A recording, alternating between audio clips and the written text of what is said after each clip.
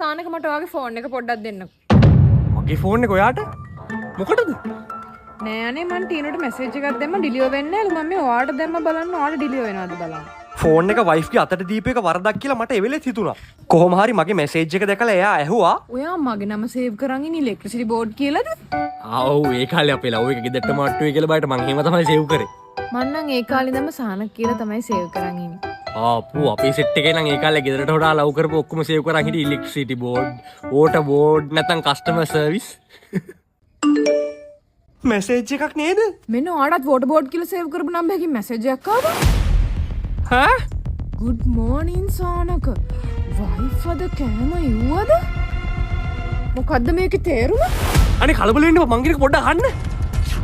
තාත්තේ තාත්තේ තාත්තේ තාත්තා උන්නේ මේ ඉතින් තාත්තා ඉස්සරහ පිස්සුද? මොකෝ කෙල්ල කෑ ගහන්නේ?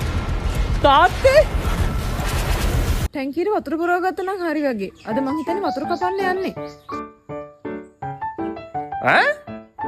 හොඳ වෙලාවට කිව්වේ. ඔව් මේ සානකට මැසේජ් එකක් ආවනේ. මං හිතන්නේ කස්ටමර් උයලාද කියලා බලලා තමයි වතුර කපන්නේ. බලන්න සුවදශීලී සේවය. තව එකක්. ඔයා 18 ගාල්ල ටවුන් හෝල් එකේ ෆියුචර් මයින්ස් බලන්න යන්නද ඉන්නේ? 18 අපි යනව නම් 17 ටැංකියට වතුර එකක් පුරව ගත්තොත් හොඳයි නේ තාත්තේ. වතුර කපන්න කලින් ඉතින් මෙයාලා අහන හින්දාම හොඳයි.